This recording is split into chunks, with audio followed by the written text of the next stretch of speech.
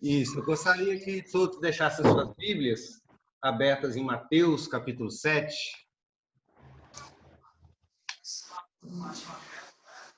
Mateus 7, a partir do versículo 13. Mateus 7, versículos 13 e 14.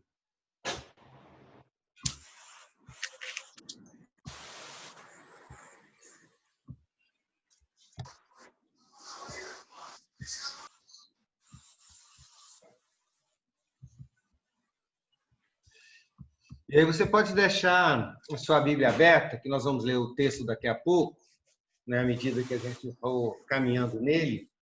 Eu queria pedir à nossa irmã Vânia que ore ao Senhor para nós iniciarmos o nosso estudo, lembrando de orar não só pelo culto, né, mas orar pela situação do nosso país, né, da nossa cidade também, especificamente.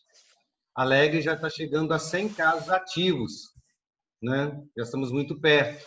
E isso é mais do que a gente já teve em qualquer outra época. Não é nenhuma outra época a gente teve tantos casos assim aqui em Alegre. Então a situação está pior. Nós vamos orar pelo filho da nossa irmã Neide, que está entubado com Covid, né? Que Deus possa recuperá-lo da saúde. O Marcelo, da dona Marlene também. Já graças a Deus já está bem melhor, mas nós vamos continuar orando por ele também. Certo? Nossa irmã Vânia vai orar ao Senhor. Oremos. Senhor nosso Deus, maravilhoso Pai, nós te agradecemos por ser o nosso Deus, que está no céu cuidando de cada um de nós. É motivo, Senhor, de louvarmos a Ti, de agradecer o Teu nome. Nós somos felizes porque nós temos o nosso Deus que é Altíssimo, grandioso Pai, que nos cuida, nos ama, nos quer bem, Senhor. Por isso nós estamos aqui para Te louvar em todo o tempo, Senhor, que é maravilhoso termos, Senhor, em nossos corações. Nessa noite nós viemos para juntos estudarmos a Tua palavra, para crescermos no Teu conhecimento, da Tua palavra que o Senhor tem para nos orientarmos a cada dia o nosso passo, as nossas vidas, diante da Tua presença e aprendermos mais de Ti, Senhor. Amém. E que o Senhor conduza, Senhor, a nossa vida de forma que vivamos de acordo com aquilo que o Senhor nos ensina, a vivermos em paz, unidos, Senhor, a Tua igreja.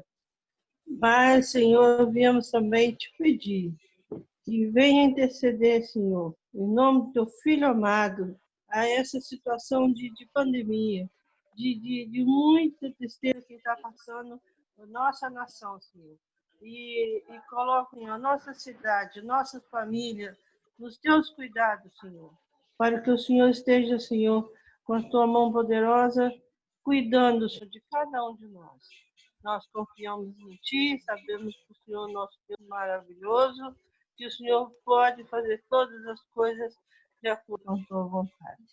Ensina-nos a cada dia, vivermos cada dia melhor na Tua presença. Perdoa nossos pecados, em nome do Senhor Jesus. Amém. Amém. Amém.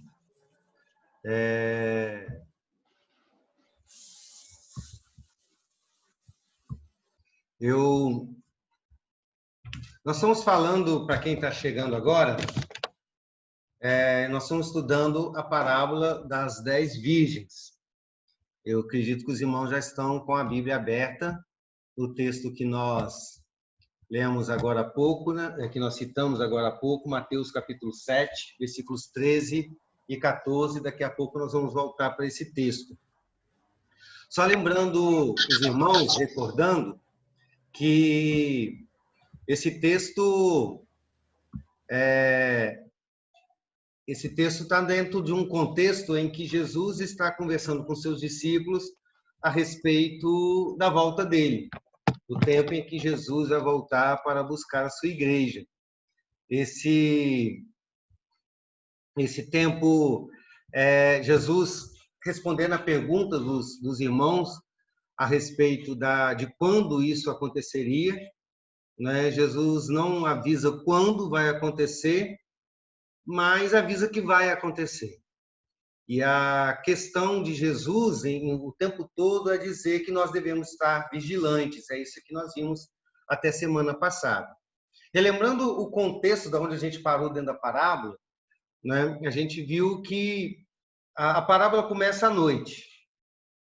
E existe 10 mocinhas, meninas por volta de 12, 13 anos, que a gente poderia comparar com os dias de hoje, bastante distante, mas ainda assim uma comparação, que elas eram como que madrinhas de um casamento totalmente diferente, né, com uma estrutura diferente, com um jeito diferente de se realizar, mas elas estavam ali e esperando a chegada do noivo, porque esse era o papel delas, né? A história conta que Jesus conta essa história dizendo que o noivo demorou mais do que o esperado para chegar na festa do próprio casamento, né? Era costume que ele chegasse à casa da noiva para buscá-la, que fizesse isso à noite, mas não à meia-noite, né? Então todo mundo estava esperando, mas não esperavam tanto tempo assim,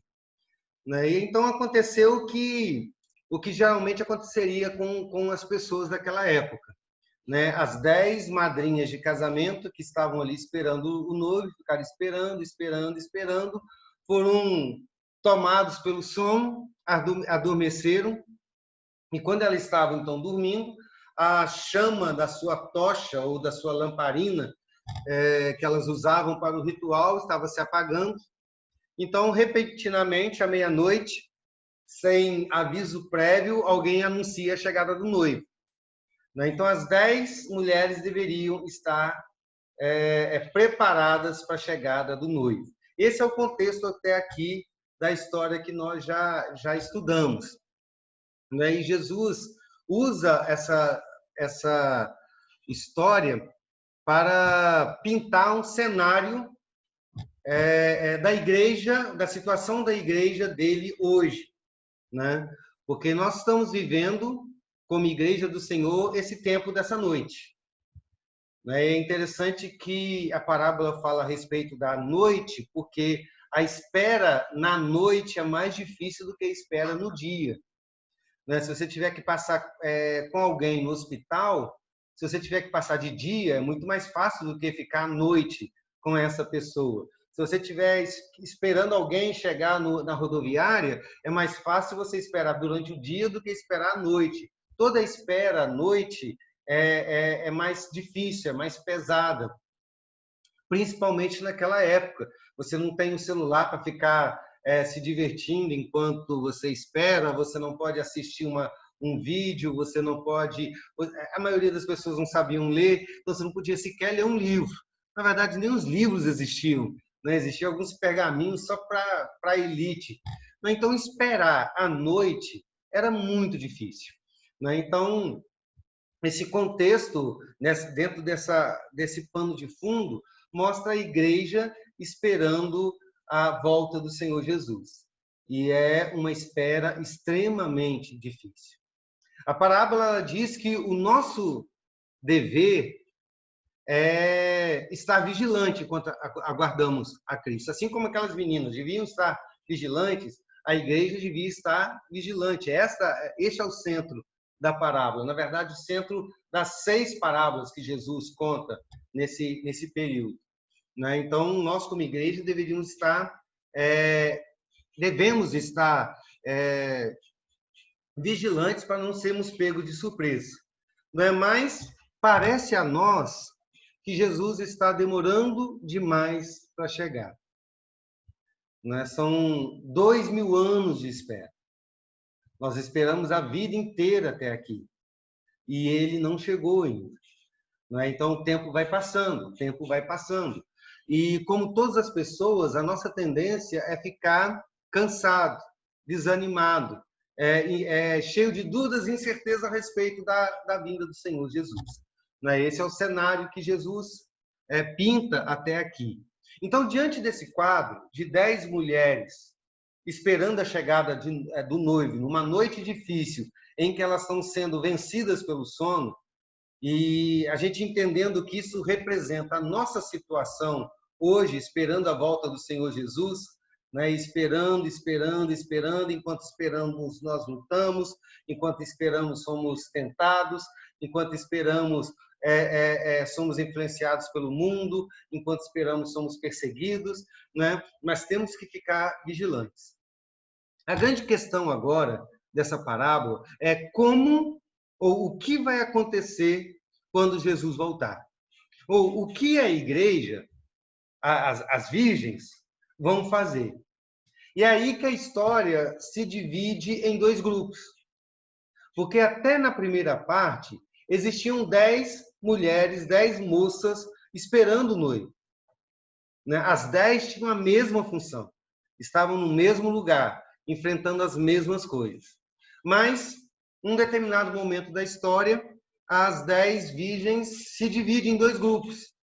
Né? E nós vamos começar a estudar hoje um grupo deles, deste que está no versículo 7 até o versículo 9 do texto que nós citamos. Então, você já está com a sua Bíblia aberta, em Mateus capítulo 7, versículos 7 a 9, que diz assim: Então todas aquelas virgens se levantaram e prepararam as suas lamparinas. E as prudentes disseram às prudentes, as imprudentes disseram às prudentes: Dei a nós um pouco de óleo que vocês trouxeram, porque as nossas lamparinas estão se apagando. Mas as prudentes responderam: Não, porque então vai faltar tanto para nós quanto para vocês. Vão aos que vendem e comprem óleo para vocês. Vamos parar até aqui e vamos orar mais uma vez. Deus Todo-Poderoso, nós estamos diante da Tua palavra agora. E nós reconhecemos, ó Pai, que ela é tão poderosa,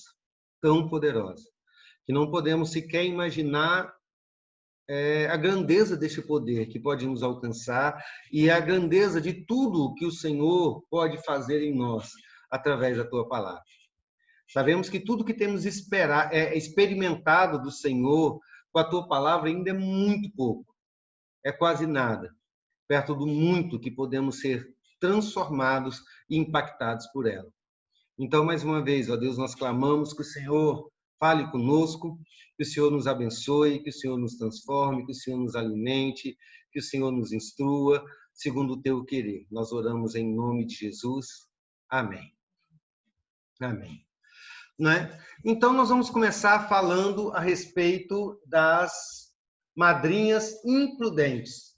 Nós fizemos uma introdução semana passada, Pastor, rapidinho, pastor, desculpa, Sim, mas qual foi a palavra onde se direcionou? Eu fui para Mateus 7, a partir do 13, não deu isso, deu porta estreita.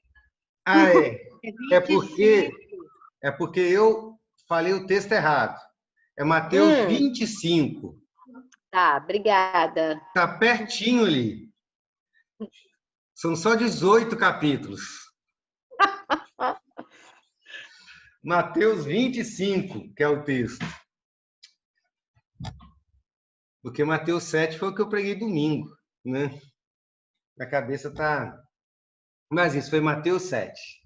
Mas então, Mateus 25, versículo 7 a 9. Mas então, voltando ao nosso contexto, mas obrigado, claro.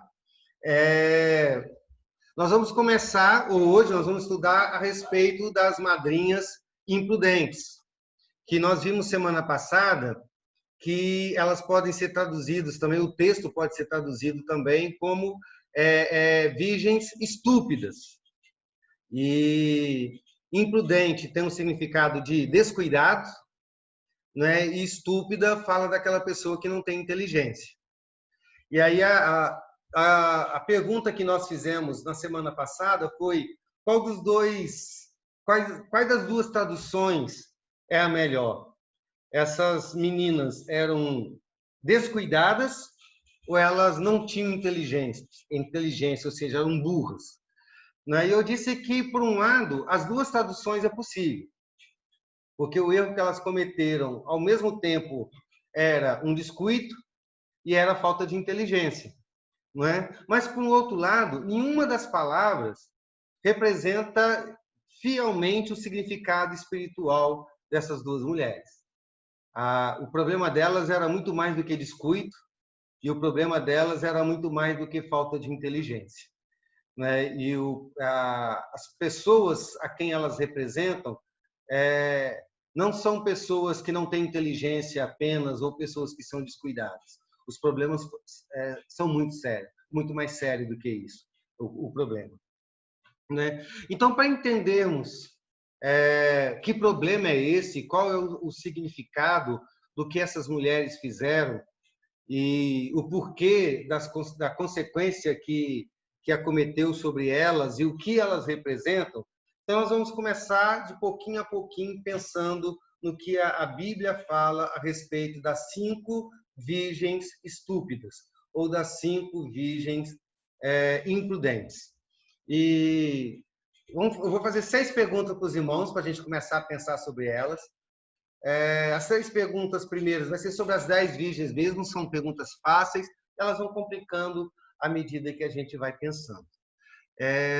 A primeira pergunta é fácil, eu falei, se eu não me engano, no segundo estudo, que é qual era, de fato, a função das 10 virgens. Isso é importante para a gente entender qual foi o erro dessas meninas.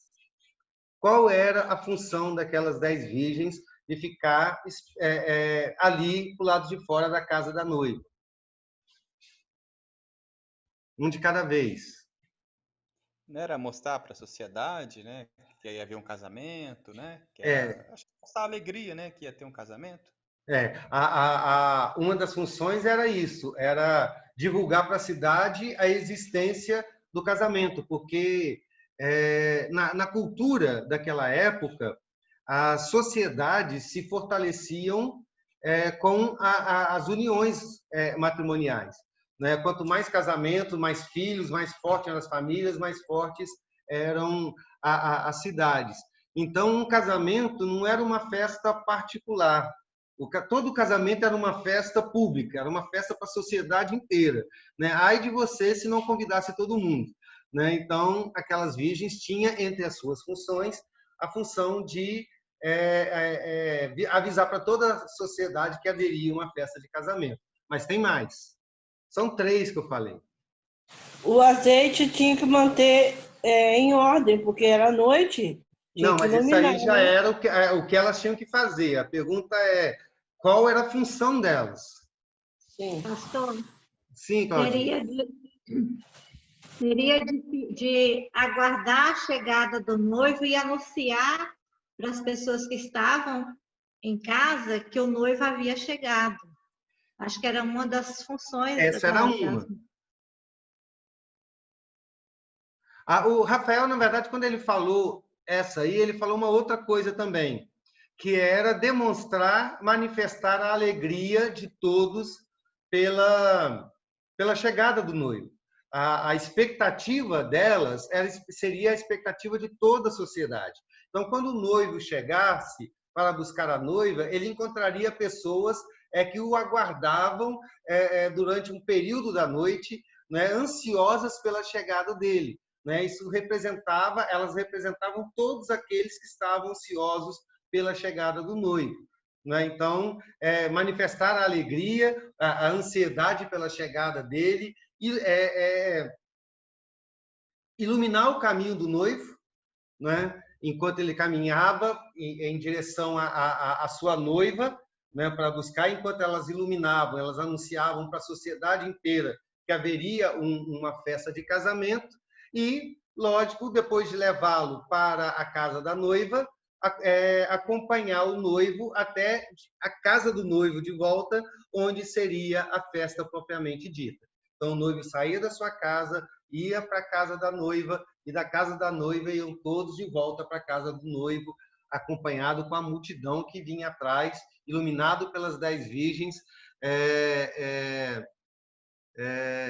preparando assim para a festa de casamento. A segunda pergunta, o que essas meninas, então, tinham que fazer para cumprir o seu papel. Agora já era o trabalho delas. O que elas tinham que fazer?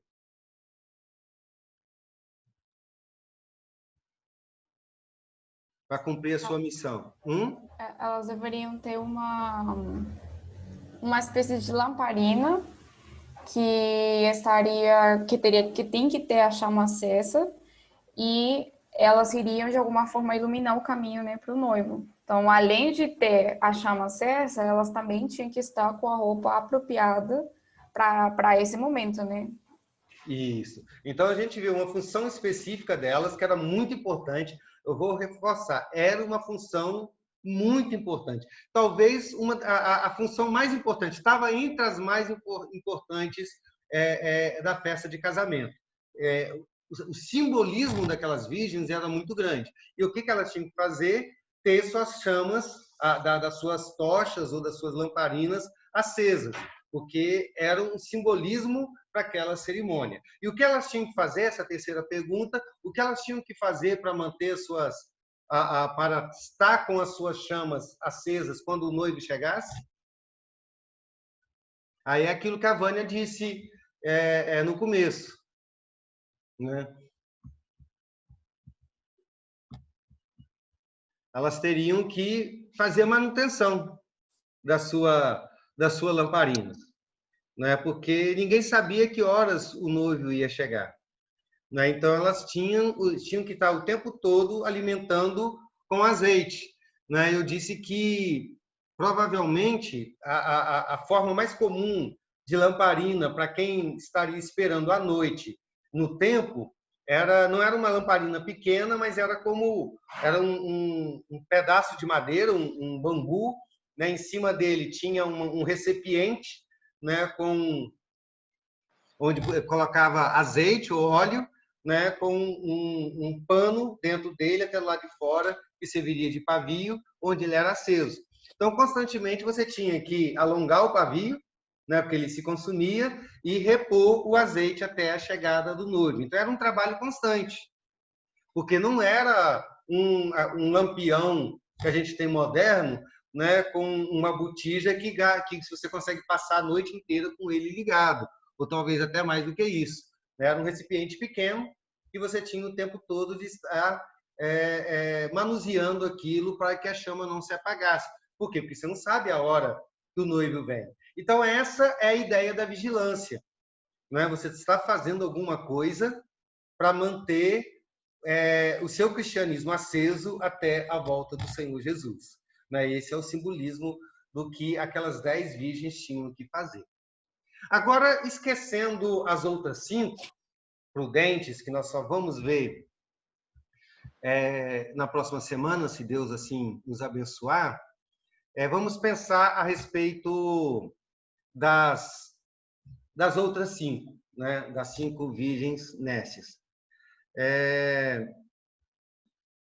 Então, até aqui tudo bem, né? A gente entendeu a função delas. As 5 virgens imprudentes, vocês acham que elas tinham algum tipo de relacionamento com o noivo? E com a noiva? Pastor, Sim, eu tenho uma curiosidade. Sim, pode Quem falar. fazia a escolha dessas virgens? Era a noiva ou o noivo? Outra, por que elas tinham que ser virgens? Eu não estou falando do simbolismo da igreja, mas assim, do casamento, do ato em si, entendeu? Certo. Por que elas tinham que ser virgens? É simplesmente para indicar a pureza da cerimônia, do casamento, né? Elas representavam a pureza. Virgem na Bíblia é sempre sinônimo de pureza, sabe? E é por isso que Jesus nasce de uma virgem, certo? Não que o sexo dentro do casamento seja pecado, mas é a ideia da pureza, assim, sabe? Uma figura de linguagem.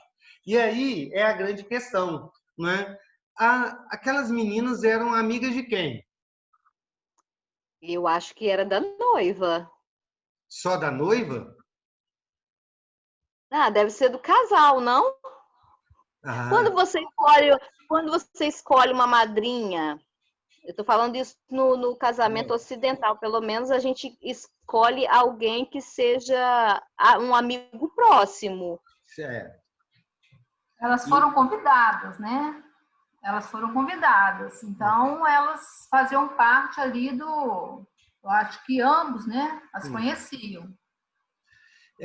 E é exatamente isso. E não era meramente um conhecimento, né? Era um certo grau de intimidade, né? Então, aquelas mulheres tinham, sim, um relacionamento com o noivo e principalmente com a noiva, porque, respondendo a Clara, elas eram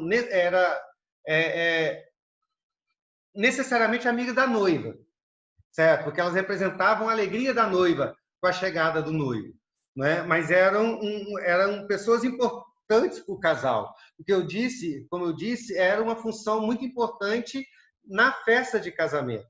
Então, sim, eu gostaria que os irmãos percebessem isso, né? Elas foram convidadas por uma função muito importante, né? Função que era realizada apenas para as amigas dos noivos. Então, isso é uma informação muito importante que a gente vai voltar a ela no final do nosso estudo de hoje, né? O que isso tem a ver com o significado ou com o ensino dessa parábola, né? A quinta pergunta, eu acho também fácil. Vocês acham que, baseado nesse texto, essas 5 madrinhas, ou 5 virgens, nécias, elas queriam mesmo participar da festa de casamento?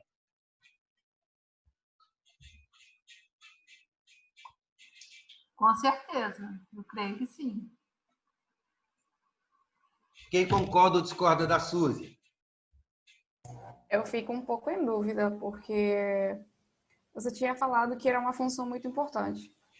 E provavelmente já sabiam, quando foram convidadas, o que elas deveriam estar fazendo. E que elas deveriam, então, manter a chama acesa o tempo todo e tudo mais.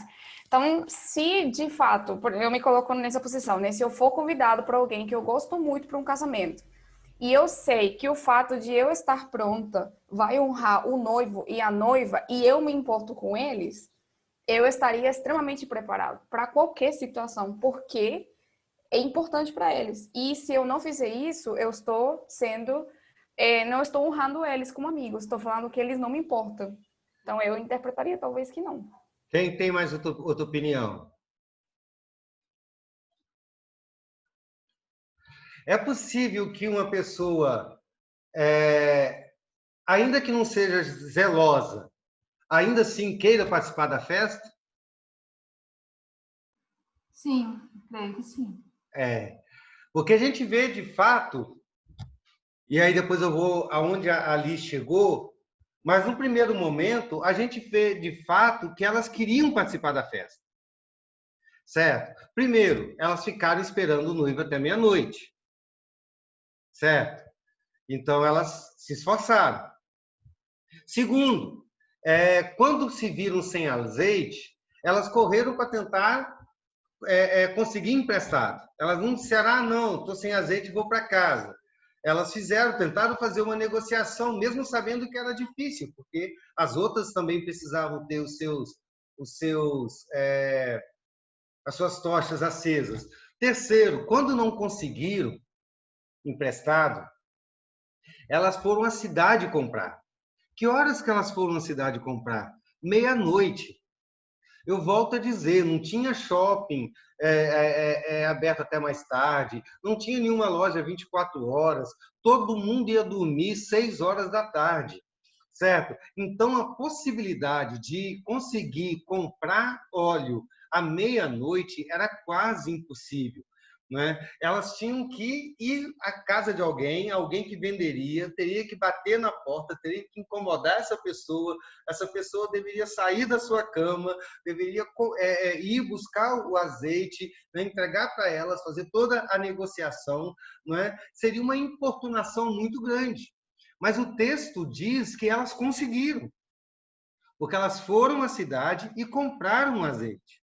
Então, elas se esforçaram muito para conseguir comprar esse azeite. Só se esforça tanto assim quem quer por algum motivo, não é? Elas queriam. o motivo pelo qual elas queriam é outra questão, mas elas queriam muito estar nessa festa. Pode falar, Daniel. Então, pastor, eu penso da seguinte forma. Elas tinham vontade de ir, sim, mas elas foram tamanha displicência de não se prepararem para tal ocasião. Por quê? Porque poderia acontecer do noivo não se atrasar ou se atrasar. Então, elas não se prepararam verdadeiramente para estar ali. Certo. Elas... É exatamente isso, Daniel. E nesse ponto eu vou voltar agora, certo? Que vai ser minha sexta pergunta. Então, porque ela... Pode falar, pastor. Não, é só antes de chegar nesse ponto, de elas estarem despreparadas, a grande questão é que elas queriam, certo? Porque depois de elas conseguirem o azeite, mesmo que já estivessem atrasadas, ainda assim elas foram. Então, eu vejo por um lado, o seguinte, se eu realmente dou importância a um evento, eu vou me preparar para esse evento. Elas falam, eu tenho isso aqui, eu vou com isso. Como se diz, já não deram tanta importância, que se der, deu, como se diz. Se não deu, eu vou atrás depois. Mas elas viram que elas iam perder muito se elas não entrassem. Então, elas automaticamente elas devem ter pensado, acabou meu azeite, por que eu não me preparei melhor? Né? Assim, aí elas foram correr atrás, mas já era tarde. Então, a grande questão é que elas de fato queriam. E elas queriam muito, sabe? Elas queriam mais do que a maioria das pessoas quisessem. Porque elas pagaram um preço. Elas pagaram um preço para estar na festa, mais que um preço maior do que a maioria pagaria, porque muitas pessoas simplesmente diriam, tá cansado, tô com frio, o noivo atrasou demais, eu tenho um compromisso, tenho que acordar amanhã cedo, já iria embora, mas elas ficaram até a meia-noite, elas correram atrás, elas se esforçaram, sabe? Aquelas mulheres pagaram um preço muito grande de esforço real para estar lá. Então, elas queriam muito mesmo, ansiavam por estar com o noivo. A gente não pode culpá-las de não querer. Elas queriam. Agora, o erro não foi falta de vontade, o erro foi outra coisa, não é? Mas elas queriam. Claudinha, você ia falar? Eu pensei aqui, que elas não contaram com a hora que o noivo ia chegar. Elas se vestiram, levaram o azeite, porque elas sabiam que por mais que a cerimônia fosse demorar um pouco, elas não contavam com o atraso tamanho que o noivo teve, né? Então, elas não se prepararam, na verdade, foi com a chegada tardia do noivo para o casamento. Exatamente isso, né? O problema foi a falta do preparo, de imaginar uma coisa inusitada, porque a chegada do noivo foi inusitada no horário que foi, não é? Mas elas ansiavam ardentemente por estar ali, não é? Mas aí agora, sim, Suzy. Mas aí, pastor, não entra aquela questão da parábola que Jesus fala de vigiar? Não, isso aí. É que eu estou indo passo a passo, certo? Então, eu estou indo passo a passo, vendo a questão do que elas representavam, né? De que elas tinham intimidade com o noivo, né? Elas tinham intimidade com o noivo, elas queriam estar na festa, né? Se esforçaram para estar na festa. Então, a gente já entende até aqui. Agora que a gente vai chegar no ponto.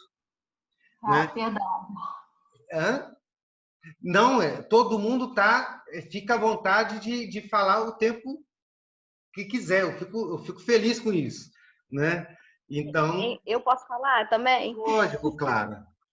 Olha só, eu fico imaginando que quando você se prepara, diferente dos irmãos que falou, em nenhum momento elas não estavam sem óleo, elas simplesmente não tiveram óleo suficiente. Elas carregaram o óleo, entendeu? Elas se prepararam, mas não como deveria.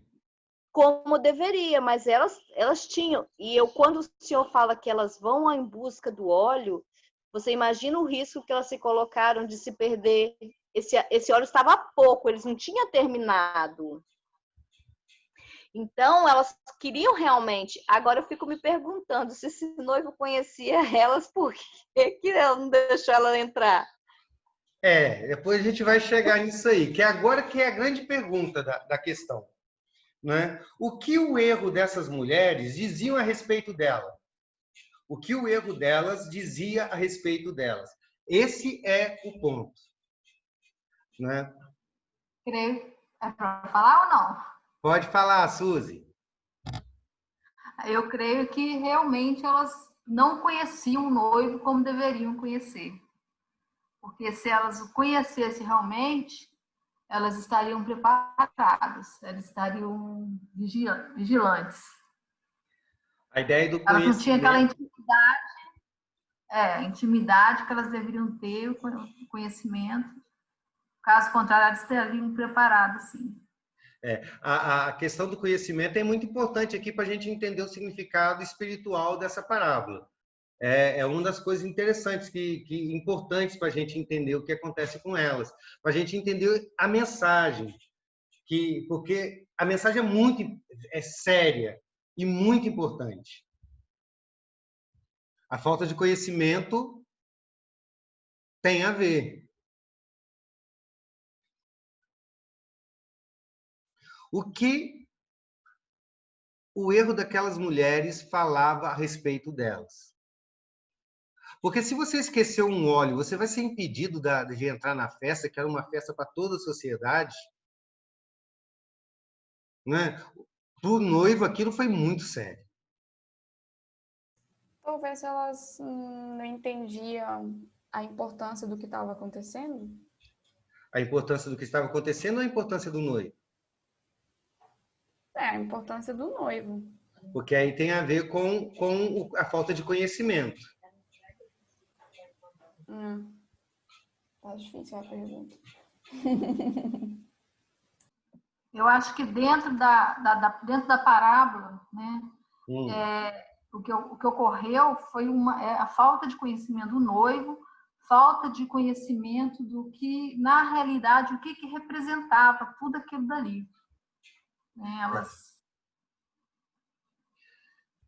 É exatamente isso mesmo. Mas eu quero que os irmãos entendam o conhecimento muito mais do que um conhecimento intelectual. Eu vou voltar a falar disso daqui a pouco, porque elas tinham um certo conhecimento do noivo porque eram amigas dele, né? Mas existe conhecimento e conhecimento. Eu vou falar isso daqui a pouco, né? Quando a gente pensa a respeito disso, alguém parece que queria falar? Isso, não, uma outra coisa que eu pensei aqui é que talvez elas pensassem que estavam fazendo tudo certo. Acho que em nenhum momento elas pensaram assim, estão fazendo alguma coisa errada. Acho que Pode em ser. todo momento elas pensaram assim, não. Podia ser que elas já tinham participado de alguma outra cerimônia. A gente já sempre fez assim, vou fazer assim de novo. E não se preocuparam com a importância do noivo. É uma boa raciocínio também. Claudinha, você quer falar? Eu pensei assim, que elas talvez conhecessem o noivo, mas elas não tinham um relacionamento mais forte com eles a ponto de ficarem realmente vigilantes pelo papel que elas estavam desempenhando no casamento deles. Conhecimento tem a ver também com relacionamento, tem a ver também com sentimento. Sabe, a resposta talvez teria a ver com essas três questões: conhecimento, relacionamento e sentimento. Conhecimento correto, relacionamento correto e sentimento correto. Certo? Eu acho que esses três elementos podem se unir para entender de fato o que aconteceu ali. Porque não é meramente o esquecimento que é o problema. Certo? Se a gente perguntar e pensar superficialmente, o que a falta de azeite, o que o erro delas quer dizer, diz a respeito delas. E, de uma maneira rasa, a gente podia dizer, isso fala que elas são descuidadas, que elas não se prepararam direito, ou fala que elas não eram inteligentes o suficiente. Eu disse antes que esses dois significados podem ser usados, mas eles são rasos demais. né? A ideia é muito mais profunda do que essa, né? A ideia é que a chegada do noivo não causou nelas o impacto grande o suficiente para que elas jamais se expusessem à possibilidade de não estarem adequadamente prontas para a chegada do noivo. Essa é a grande questão. Quando a Alice falou, por exemplo, de quando se ela fosse chamada e aquele noivo, os noivos significasse tanto para ela faria de tudo para estar exatamente pronta, não é? Essa é a grande questão. As meninas, elas se prepararam, sabe? Elas cumpriram tudo o que elas precisavam cumprir. O que faltou a elas é aquele impacto, sabe? Que vem com aquela força que vem com o conhecimento íntimo, que vem da experiência do relacionamento, que vem da ligação mais interior, que faz com que você não possa suportar a ideia de falhar. Então, você se prepara mais do que você imagina, porque você se prepara, não, até aqui é suficiente, então eu vou além. Quer ver um exemplo muito raso, mas ainda assim um exemplo para essa situação delas? Se a gente tem que acordar cedo para alguma coisa que não nos importa muito, você até quer, mas não é fundamental para você, você talvez não se preocupa tanto em evitar qualquer possibilidade de você não acordar. De repente você coloca um despertador aqui do seu lado, ou fala, não, eu consigo acordar nesse horário. Você providencia um meio e para tentar, você sabe, não, isso aqui vai me acordar e eu vou. Agora, se esse compromisso é um compromisso imprescindível para você, uma questão de vida ou morte, você vai pegar um despertador, você vai colocar esse despertador longe de você, porque vai que você acorda e desligue ele, então você coloca lá longe, que você vai ter que levantar. Se possível, você coloca 2 despertadores, coloca 3, porque se um falhar, tem o outro, e ainda pede alguém para te ligar nesse horário, porque você não quer falhar de maneira alguma, porque aquilo é uma questão de vida ou morte. Então, essa é a questão que faltou a elas. Sabe? Elas se prepararam, elas quiseram, mas faltou algo, sabe? Elas queriam estar com o noivo quando ele chegasse, mas não o suficiente. Elas queriam, mas não tinha a real noção do que isso significava. Faltava algo a elas, certo? Faltava aquele impacto, aquela força interior de uma relação mais profunda, de uma relação mais verdadeira, de uma relação em que você teme com todas as suas forças desagradar aquela pessoa a quem você ama, aquela pessoa que te considerou importante, aquela pessoa que te colocou sob uma posição superior e que disse que você é íntimo para ela, aquela pessoa que falou, eu te amo, certo? Eu quero você aqui muito próximo de mim na minha festa de casamento. Certo? Você pode receber esse convite, você pode ficar feliz, você pode querer participar da festa, você pode se preparar, certo? Num determinado grau. Mas existe um relacionamento mais intenso e poderoso que faz com que você não admita de maneira alguma a possibilidade da falha. Certo? Então, essa é a grande questão. Faltou para elas gravidade. Faltou para elas profundidade, faltou para elas um vínculo inquebrável, faltou para elas alguma coisa mais profunda do que simplesmente o prazer de estar na festa, a alegria de ter sido convidada com uma posição importante no casamento, faltou a elas até mesmo uma intimidade mais profunda de fazer com que aqueles noivos que eram amigos fossem muito mais do que amigos e fossem irmãos, fossem de fato família dela, sabe? Se alegrar como a noiva. O papel daquelas mulheres era se alegrar como a noiva. E elas não conseguiram se colocar no lugar da noiva e sentir a mesma paixão, o mesmo sentimento, com a mesma intensidade que elas deveriam sentir. Esta foi a grande questão. Por isso, o que elas fizeram foi muito grave. A atitude delas demonstrou não que elas não queriam estar na festa, e não simplesmente que eram descuidadas, mas que elas não eram suficientemente ligadas aos noivos. Tinha uma ligação, mas não suficientemente a ponto disso tocar na alma delas e ser a prioridade da vida delas, o centro da vida delas. Certo? Naquele momento, a vida delas não girou em torno daquilo. Elas não estavam prontas para pagar com a própria vida, figuradamente, sabe? O preço da fidelidade, certo? De maneira nenhuma serei infiel. Essa é a grande questão.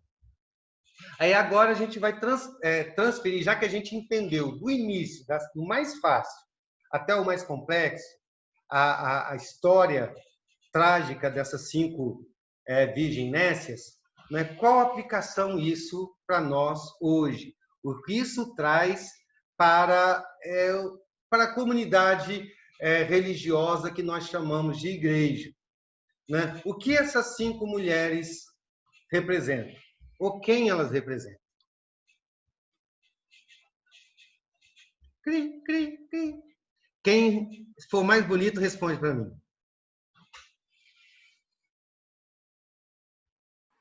Ai, pastor, eu acho que essas 5 nécias, elas representam aquelas pessoas que convivem com a igreja, que estão na igreja, que participam da igreja, que de repente fazem trabalhos assim maravilhosos na igreja, mas que de fato falta o essencial, o principal, né? Que é que é viver de forma digna do Evangelho, que é realmente aceitar Jesus Cristo como único Senhor, Salvador, Redentor de suas vidas. Então, acho que é isso que eu penso. A teoria da Suzy, eu vou chamar só de teoria por enquanto, porque depois a gente vai chegar na conclusão, então, Suzy, se eu entendi correto, eram pessoas que estavam na igreja, mas não eram convertidas. Exatamente. Isso. Alguém tem uma teoria contrária? Só um pouquinho antes de responder, que faltam 10 minutos para a gente acabar o nosso estudo. Isso vai estender um pouquinho. Se os irmãos quiserem, a gente vai até o final desse ponto. Porque a gente vai entrar numa questão muito séria agora. Vamos um pouquinho para frente, qualquer coisa a gente termina na próxima aula. Quem tem uma opinião igual a da Suzy ou contrária da Suzy? Pastor, Sim, Lisqueira. Pensei mais no sentido de pessoas que são simpatizantes com Jesus. Então, não necessariamente pessoas que estão dentro da igreja, mas pessoas que estão fora e adotam alguns princípios da igreja e acham legal a figura de Jesus. E quando são convidados para eventos, acham interessante, até que se importam, mas de fato não conhecem e não estão dispostos a pagar o preço para seguir a Jesus, né? Deixar a vida, todas as coisas que deveriam deixar. Certo. Então, como a Suzy, você acha que trata de pessoas não convertidas também? Certo. Daniel? Pastor, eu já acho que são pessoas que estão até mesmo dentro da igreja, mas não têm intimidade com Deus. Elas não são... E quando a gente tem intimidade, a gente conhece. Então, são pessoas que realmente não têm aquela intimidade com Deus, está ali, faz oração, participa do culto, faz até alguma coisa, trabalha na obra, mas não tem realmente aquela intimidade. Certo, mas, na sua opinião, se trata de pessoas convertidas ou não? Dentro da igreja. Mas convertidos ou não? Então, aí é algo muito íntimo, né, pastor? Porque não, mas Jesus está falando de uma coisa específica. Ele está falando de pessoas convertidas ou não? Convertidas. Tem muita gente que, igual você falou, tem 40 anos que está na igreja, mas não se converteu. Porque tem gente que está... É isso que eu ia falar. Tem gente que... O fato de estar na igreja não significa que converteu. Então, a grande questão se trata de pessoas convertidas ou não? No meu entender, convertida, mas quem sabe o coração do homem é só Deus, eu não conheço o coração do homem. Né? Então, no meu entendimento, é convertido, pessoas que aceitaram Jesus. Eu Mais acho alguém? que eu Fala, Thiago. fico com a posição de que são pessoas que não creram, não creem, na verdade, né?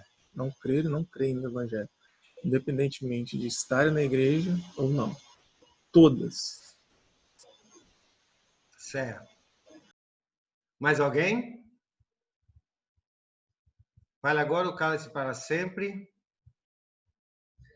Então vamos lá, queridos. Vou pegar mais uma reta aqui para a gente ir adiantando, porque senão vai ficar muito tarde.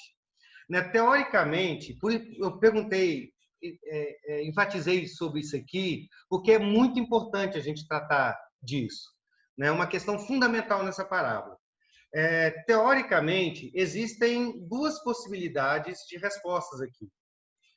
Ou Jesus está falando a respeito de pessoas salvas que perderam a salvação, certo? Essas mulheres, então, as 5 nécias, representariam pessoas que foram salvas, ou seja, se converteram e não permaneceram vigilantes, e quando Jesus voltar, elas não estão preparadas, então perderam a salvação que conseguiram quando foram salvas, né? O que pode transformar a salvação numa espécie de lance de sorte, né? Porque se a vida cristã pode ser um tobogã, às vezes você está mais íntimo com Deus, às vezes menos, tem vezes que você cai em pecado, não cai, então fica meio que uma questão de sorte e também de méritos, porque você vai ter que ser bom o tempo todo, 100% o tempo todo, porque pode ser que na hora que você cair, Jesus chegue, né? Mas essa é uma interpretação mais comum, pelo menos no nosso país, certo? Existe uma segunda possibilidade, de que essas mulheres representam pessoas que, embora frequentem ou não igreja, nunca tenham sido salvas, certo? Mas, de certa forma, elas têm algum tipo de relacionamento com a igreja, ou com o evangelho, ou com Jesus, porque elas tinham as suas tochas acesas, certo? Eu já disse aqui que quando se trata de parábola, ou qualquer ensino bíblico, não importa a nossa opinião sobre o texto, né? No que diz respeito à parábola, a parábola diz aquilo que Jesus queria dizer. Então, o que Jesus quis dizer com essa parábola? Mas o problema aqui é que Jesus, na parábola, ele não fala claramente ou não indica claramente quem essas mulheres representam. Então, o que fazer num caso desse, quando Jesus não disse, por exemplo, como ele disse na parábola do semeador, ele disse, esse solo representa as pessoas assim, esse outro representa corações assim. Jesus não diz isso aqui. Então, como a gente pode saber do que Jesus está falando, né? Quando Jesus não disse na própria parábola, o que a gente vai fazer? A gente vai procurar nas Escrituras, né? Porque Jesus, em momento nenhum, contradiz o que as Escrituras disseram, né? Porque Jesus é a própria palavra, né? Ele não contradiz. Então, quando a gente vai para a Bíblia, a gente percebe que a Bíblia não permite a gente entender aceitar a primeira opção como a resposta para essa pergunta, certo? Porque a Bíblia não permite a gente entender que um cristão, uma pessoa realmente salva por Jesus Cristo, pode perder a sua salvação. A gente poderia citar vários textos, mas eu quero ler apenas um, que é João, capítulo 6, versículo 35 a 40. Diz assim, Jesus respondeu, eu sou o pão da vida. Quem vem a mim jamais terá fome, e quem crê em mim jamais terá sede. Porque eu já disse que vocês não creem, embora estejam me vendo. Jesus está falando com uma multidão que estava ali, se relacionando com Jesus, acreditando, de certa forma, naquilo que Jesus estava falando, porque Jesus havia multiplicado o pão, e eles criam no poder de Jesus Cristo, então eles estavam ali querendo que Jesus fizesse mais milagres, quem sabe mais pão, né? Eles poderiam até levar para casa, então estava uma multidão ali, e Jesus disse para eles: vocês não creem em mim. Apesar de que eles tinham algum tipo de fé em Jesus, porque eles estavam ali, né? Aí Jesus continua: todo aquele que meu Pai me dá, esse virá a mim. E o que vem a mim, de modo nenhum lançarei fora. Porque eu desci do céu, não para fazer a minha vontade, mas para fazer a vontade daquele que me enviou. E a vontade de quem me enviou é essa, que eu não perca nenhum de todos aqueles que ele me deu. E eu o ressuscitarei no último dia. De fato, a vontade de meu Pai é que todo aquele que vir o Filho e nele crê, tenha a vida eterna, e eu o ressuscitarei no último dia. Então, essa é uma promessa de Jesus. Jesus, ele diz o seguinte: o Pai me deu um grupo de pessoas. E todos aqueles que o Pai me deu, que o Pai está me enviando a mim, eu vou salvar. E a vontade do meu Pai é que eu não perca nenhum desses que ele me deu. Então, eu os ressuscitarei no último dia.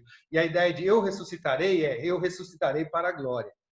Então, a promessa de Jesus aqui é que ele não vai perder nenhum daqueles que foram salvos. Então, esse é um dos textos bíblicos que elimina qualquer possibilidade de a gente acreditar que um dia, qualquer pessoa que um dia tenha sido de fato salvo por Jesus Cristo, venha perder a salvação. Então, esse texto, dentro de muitos outros, elimina completamente a primeira possibilidade de que Jesus estivesse falando através dessas 5 virgens nécias, a respeito de pessoas que foram salvas, mas porque não vigiaram, perderam a salvação. Então, logicamente, a segunda opção é correta. Jesus está se referindo a pessoas religiosas, até certo grau, mas que nunca foram salvas. E será que isso é possível? A Bíblia fala que é possível. Eu quero falar de 3 textos para os irmãos. O primeiro é 1 João, capítulo 2, versículo 19. Se alguém quiser anotar aí, não vou deixar tempo para procurar, porque senão vai passar muito tempo. João estava falando de pessoas que ele estava chamando aqui de anticristos. Pessoas que estavam na igreja, lideravam a igreja e por um tempo estava ali servindo a Deus dentro da igreja, fazendo e acontecendo, mas que havia saído da igreja. Então ele diz assim: eles saíram do nosso meio, mas não eram dos nossos. Porque se tivesse sido dos nossos, teria permanecido conosco. Então, eles estavam na igreja, mas, em momento algum, apesar de serem membros da igreja, não eram membros do corpo de Cristo. Eram membros daquela comunidade, mas não eram membros do povo eleito de Deus, o povo salvo por Deus, da igreja invisível, da igreja triunfante. Certo? O segundo texto, que é uma parábola que a gente já estudou, é Mateus 13, 24 a 46, que fala da parábola do joio e do trigo. E nós vimos num contexto em que o Senhor plantou os seus filhos, mas Satanás veio e no meio daqueles que foram plantados, plantou também o joio, né? Os filhos de Satanás. Nós já estudamos a respeito disso. E eles vão crescer juntos. E existe um terceiro texto, que está em Hebreus, capítulo 6, versículo 4 a 8. Você pode ler em casa. E nesse texto, o autor de Hebreus está tratando a respeito de pessoas que estiveram na igreja, e como diz o próprio autor de Hebreus, pessoas que experimentaram os dons espirituais. O que você entende por pessoas que experimentaram os dons espirituais? São pessoas que estavam ali na igreja quando tudo estava acontecendo. quando os milagres estavam acontecendo, quando as pessoas se converteram, pessoas que estavam ali quando o evangelho foi pregado, e talvez pudesse ter sido pessoas que foram até mesmo usadas por Deus. Pessoas que em nome do Senhor profetizaram, pessoas que em nome do Senhor libertaram, expulsaram demônios, pessoas que em nome do Senhor ensinaram. Então, pessoas que estavam na igreja, não é? Mas caíram, ou seja, saíram da igreja. Então, o autor fala dessas pessoas e ele compara essas pessoas a uma terra que absorve a água da chuva e produz espinhos e ervas daninhas. Ele diz assim, a chuva cai no campo. Um campo produz frutos e o outro produz erva daninha. Ele está dizendo que o mesmo evangelho é pregado para muitas pessoas. E no mesmo contexto, alguns se convertem, outros não se convertem. Estão ali no meio, convivendo juntos, experimentando do mesmo dom espiritual. Mas alguns se converteram e outros não. Não é? Então, existem pessoas assim na igreja. Muitos frequentam a igreja. Algumas dessas pessoas são assíduas na igreja. Algumas trabalham para Cristo. Muitas creem em Jesus. Confessam que Jesus morreu. Confessam Jesus como seu Senhor e Salvador da sua vida. Talvez atenderam um apelo, levantaram a mão, foram lá na frente, fizeram uma oração dizendo: eu recebo Jesus Cristo como Senhor e Salvador da minha vida, eu me arrependo dos meus pecados. Talvez fizeram essa oração.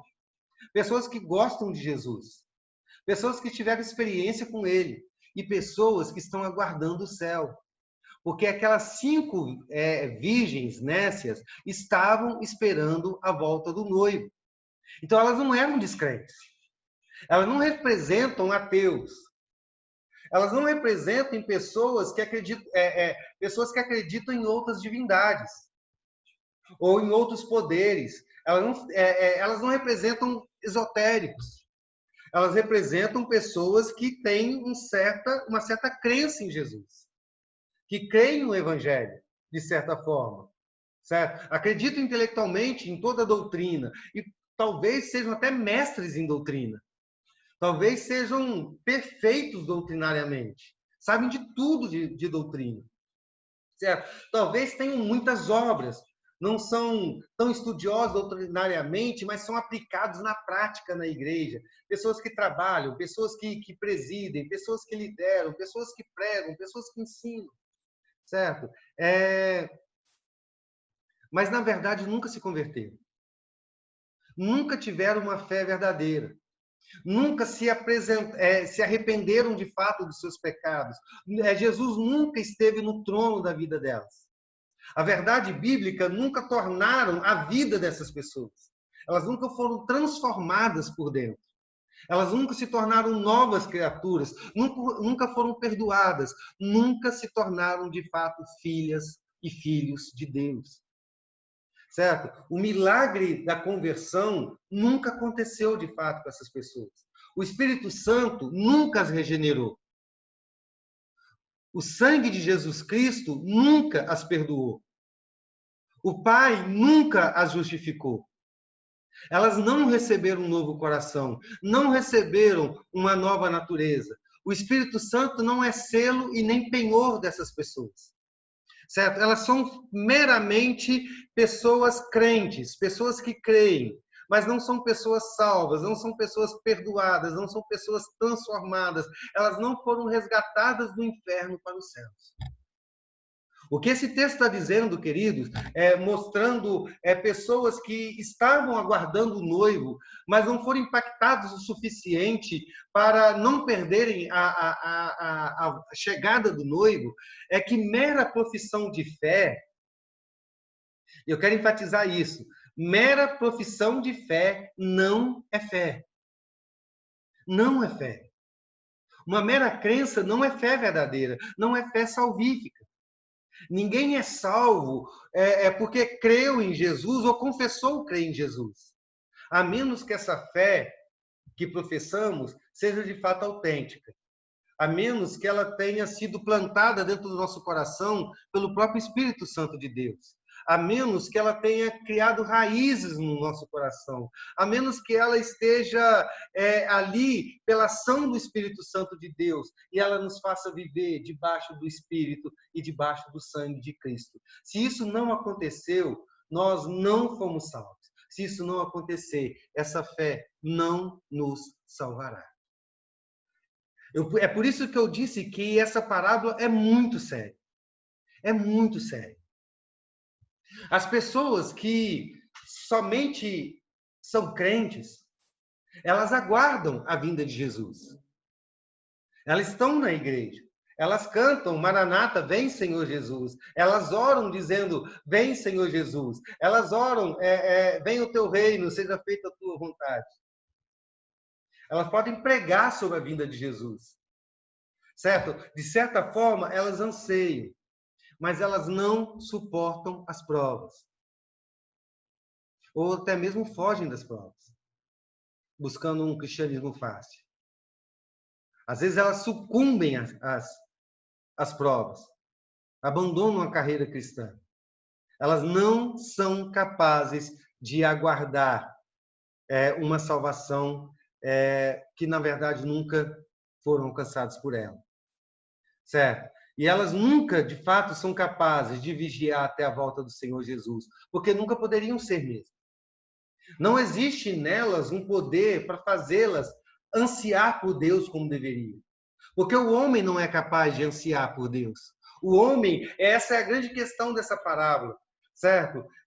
O homem não é capaz de aguardar a chegada do noivo. Por si mesmo, não. Certo? Elas não tinham um poder que as capacitava a vencer espiritualmente, a manter sua chama acesa. Elas estão sozinhas nessa luta. Elas não possuem o Espírito Santo. E alguns comentaristas, como, por exemplo, Swindoll gosta de dizer, associam a falta de óleo à falta do Espírito Santo. Né? É meio... assim, você não pode afirmar categoricamente que a falta do óleo é a falta do Espírito Santo, porque talvez seja forçar um pouquinho o texto. Mas o fato é que se essa pessoa não foi selada com o Espírito Santo, se não existe o Espírito Santo dentro dela, capacitando ela a ficar vigilantes e pronta até a volta do Senhor Jesus, certo? Essa pessoa nunca foi salva. Então, quando Cristo voltar, elas não estarão prontas. Vai faltar azeite, vai faltar o Espírito Santo de Deus.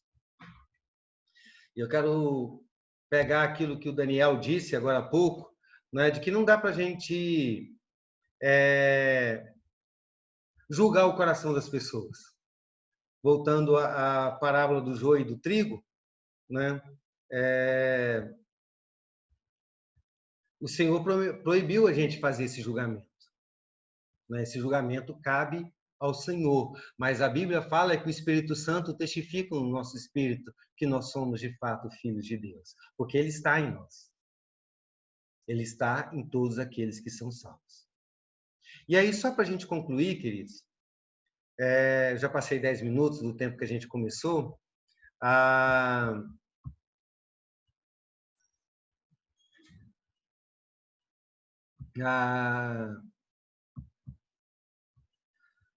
Nos versículos 10 ao 12,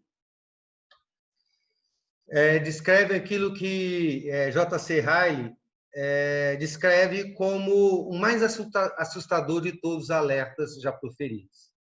É o mais angustiante dos finais, o mais desesperador dos destinos. Eu quero ler de novo os versículos 10 a 12, com todos os detalhes. Eu queria que você prestasse atenção nos detalhes desse texto. E saindo elas para comprar, chegou o noivo, e as que estavam preparadas entraram com ele para a festa do casamento, e fechou-se a porta. Mais tarde, chegaram as virgens imprudentes, dizendo: Senhor, Senhor, abra a porta para nós. Mas o noivo respondeu: em verdade lhes digo que não as conheço. Em verdade lhes digo que não as conheço. O grito anunciando a volta do noivo deve ter sido assustador para essas 5 mulheres. Como nós vimos, elas correm para comprar azeite, não conseguem comprar a tempo, fecha a porta, e quando elas chegaram, então, elas clamaram, dizendo: Senhor, Senhor, abre-nos a porta. Isso faz a gente pensar a respeito do desespero, do clamor das pessoas, das virgens nécias na volta do Senhor Jesus. Depois que toda a verdade foi revelada, elas estão ali e dizem: Senhor, deixa eu subir com você. A resposta do noivo é: eu não conheço vocês. No Sermão do Monte, Jesus fala alguma coisa parecida com esse. No Mateus capítulo 7, versículo 22 e 23, ele diz: muito naqueles dias vão me dizer: Senhor, Senhor, nós não profetizamos em seu nome não expulsamos demônios, em seu nome não fizemos muitos milagres. Então lhes direi claramente: eu nunca conheci vocês. Afastem-se de mim, vocês que praticam o mal. O que esse texto está dizendo, queridos, é que muitas pessoas vão estar exultantes na volta do Senhor Jesus. Estarão certas que vão ser salvas. Foram professores de escola dominical, presbíteros, pastores, diáconos, missionários, dizimistas, frequentadores, mas na volta do Senhor Jesus vão perceber que estavam enganados. Elas não serão aceitas nas bodas do Cordeiro. E Jesus vai dizer: eu nunca as conheci. E nessa palavra, para a gente encerrar,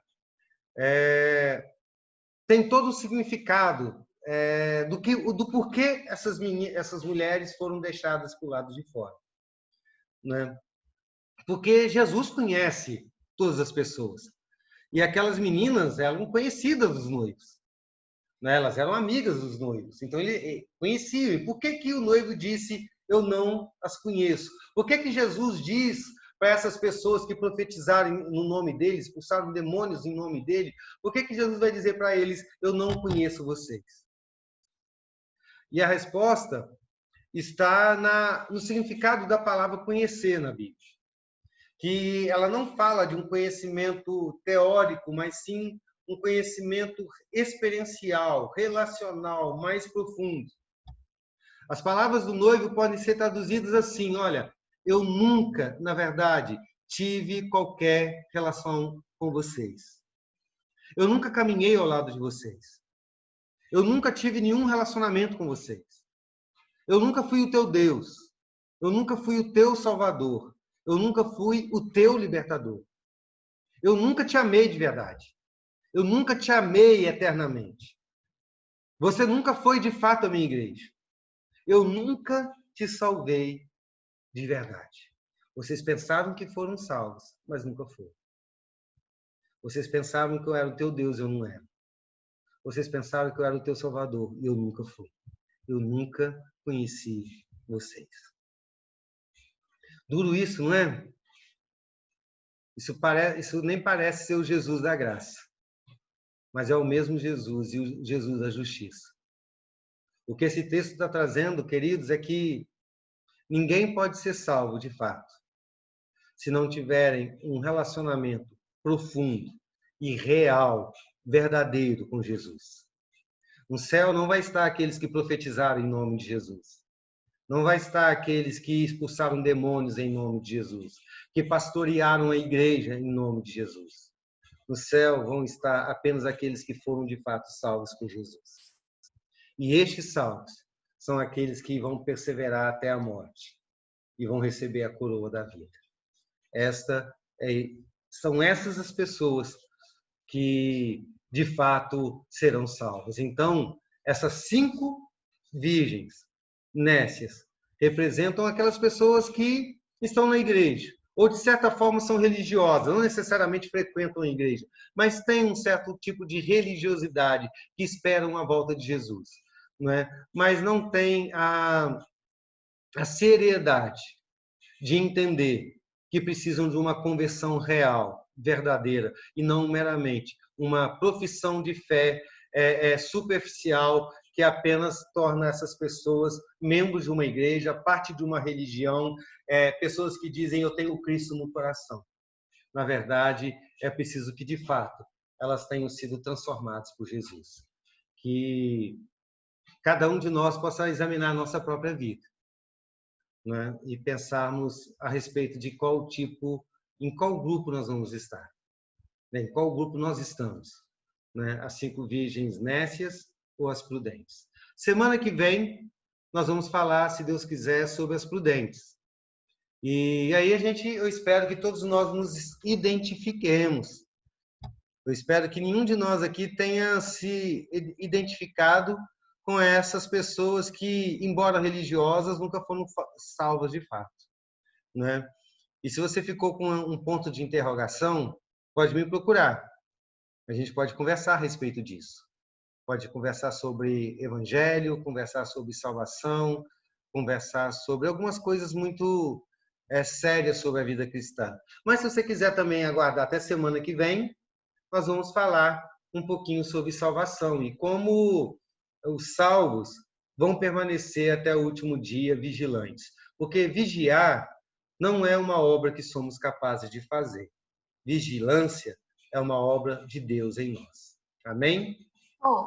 Sim, posso tirar só uma dúvida rápida? Sim. Uma coisa bem rápida. Sim. Aqueles que Jesus salvou, né? Aqueles que foram salvos por meio de Jesus Cristo, é o cumprimento da eleição que Deus fez antes da fundação do mundo? Sim. Hã? Como? Eu não entendi. Eu achei que... quando a pessoa é salva, né? Ela é salva, ela é justificada, ela é regenerada e tal. Isso é o cumprimento de Deus, dos eleitos, né? Que Deus elegeu antes da fundação do mundo? Sim, sim. Segundo Efésios, segundo Romanos, segundo outros textos, é assim.